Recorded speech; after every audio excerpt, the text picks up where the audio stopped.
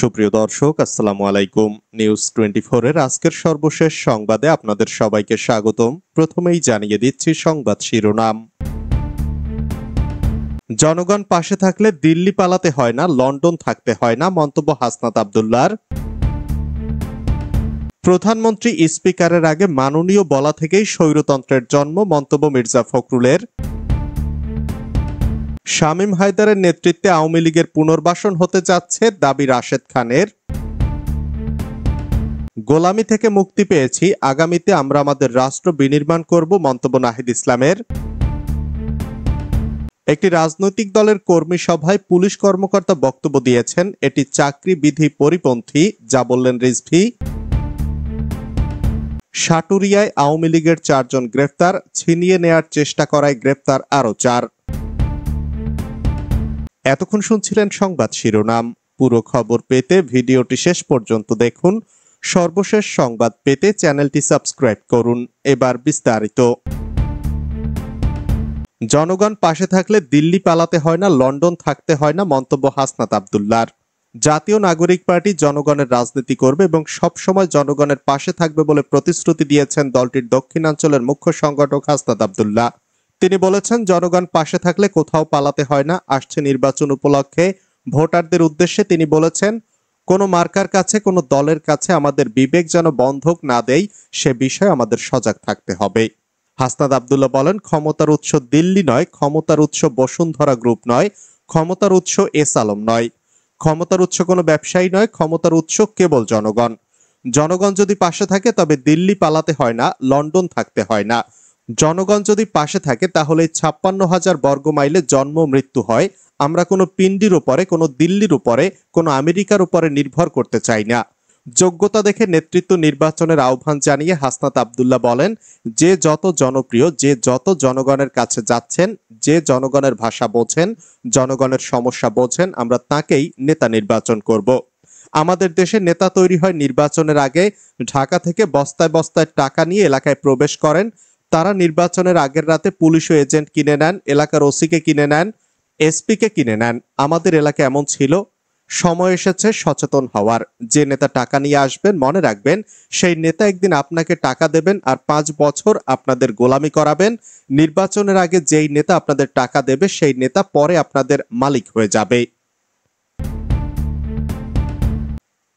প্রধানমন্ত্রী স্পিকারের আগে মাননীয় বলা থেকেই স্বৈরতন্ত্রের জন্ম।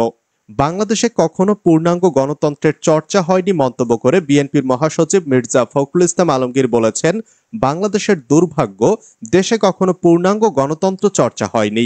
তিনি বলেন, সম্ভবত লিগেসি অব পাকিস্তানি পলিটিক্সের কারণে এটি হয়নি। খুব স্বল্প সময় ধরে কিছুটা চর্চা হয়েছিল, তারপর আবার সেই চর্চা থেকে আমরা দূরে সরে গিয়েছি।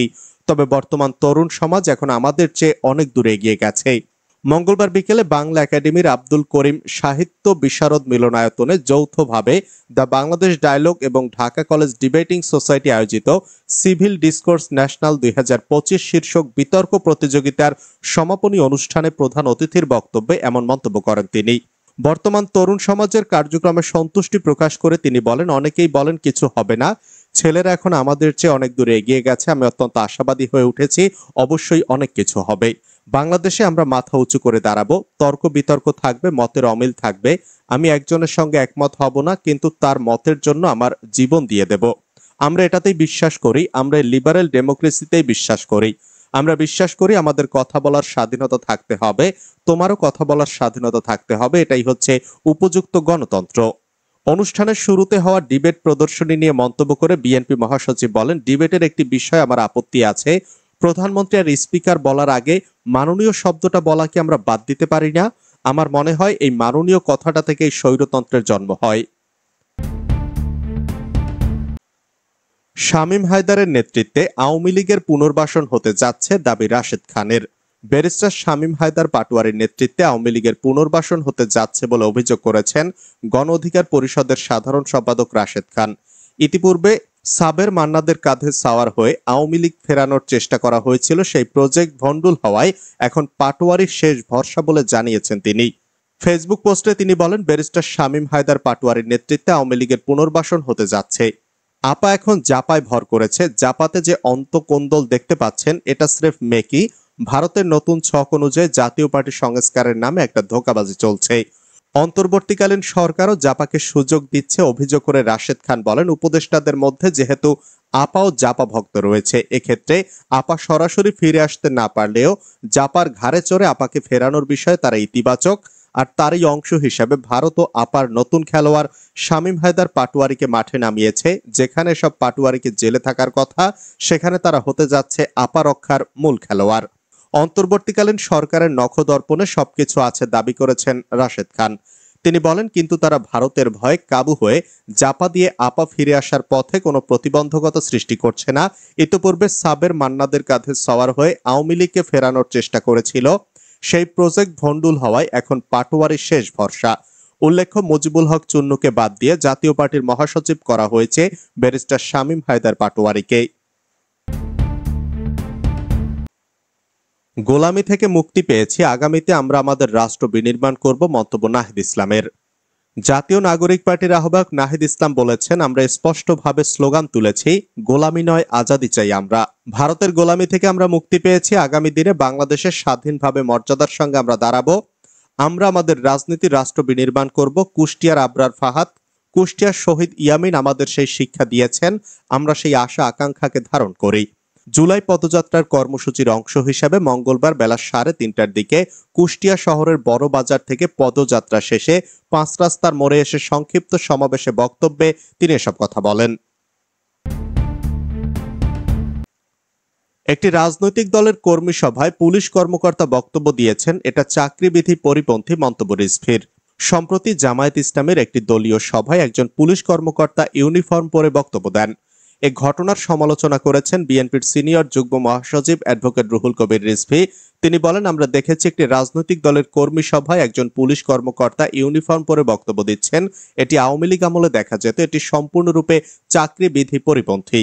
রিজভী বলেন, একজন পুলিশ কর্মকর্তা, প্রশাসনিক কর্মকর্তা ছাত্র জীবনে যে কোনো ছাত্র সংগঠন বা রাজনৈতিক আদর্শে বিশ্বাস করতে পারেন, তবে তার কর্তব্য বাস্তবায়নের সময় তিনি কখনো বিশ্বাসের প্রতিফলন করতে পারবেন না। এগুলো আওয়ামী লীগের আমলে হতো। আমরা দেখতাম অনেকে মুজিব কোড পরে বক্তৃতা করছে। এখন তো আইনের শাসন। আইনের শাসন মানে যারা আইন প্রয়োগকারী সংস্থা তারা নিরপেক্ষ ভূমিকা পালন করবে। আইন শৃঙ্খলা রক্ষা বাহিনীর ঢিলেঢালা ভূমিকা রহস্যজনক বলে মন্তব্য করেছেন বিএনপির সিনিয়র যুগ্ম মহাসচিব অ্যাডভোকেট রুহুল কবির রিজভী। সাটুরিয়ায় আওয়ামী লীগের 4 জন গ্রেফতার, ছিনিয়ে নেয়ার চেষ্টা করায় গ্রেফতার আরও 4। মানিকগঞ্জের সাটুরিয়া উপজেলায় সন্ত্রাস বিরোধী আইনে করা মামলায় আওয়ামী লীগ ও এর অঙ্গ সংগঠনের 4 নেতাকে গ্রেফতার করেছে পুলিশ। এরপর থানা থেকে তাদের ছিনিয়ে নেয়ার চেষ্টা করা হয়। এ ঘটনায় আরও 4 জনকে গ্রেফতার করা হয়েছে। গতকাল সোমবার সন্ধ্যায় সাটুরিয়া থানার সামনে এ ঘটনা ঘটে। পুলিশ বলছে, সন্ধ্যায় গ্রেপ্তার আসামিদের থানা প্রাঙ্গণ থেকে প্রিজন ভ্যানে মানিকগঞ্জ সদর থানায় নেয়ার সময় তাদের আত্মীয় স্বজনেরা ছিনিয়ে নেয়ার চেষ্টা করেন। এ ঘটনায় আজ মঙ্গলবার সকালে সাটুরিয়া থানার উপপরিদর্শক মোহাম্মদ আব্বাস উদ্দিন বাদী হয়ে মোট 5 জনের নাম উল্লেখ অজ্ঞাতনামা 30 থেকে 40 জনকে আসামি করে মামলা করেন। গ্রেফতার 4 জন হলেন উত্তর কাউন্নারা গ্রামের আসর উদ্দিন, তার স্ত্রী রোজিনা বেগম, ছেলে রিফাত ইসলাম ও পুত্রবধূ আজরিন আক্তার।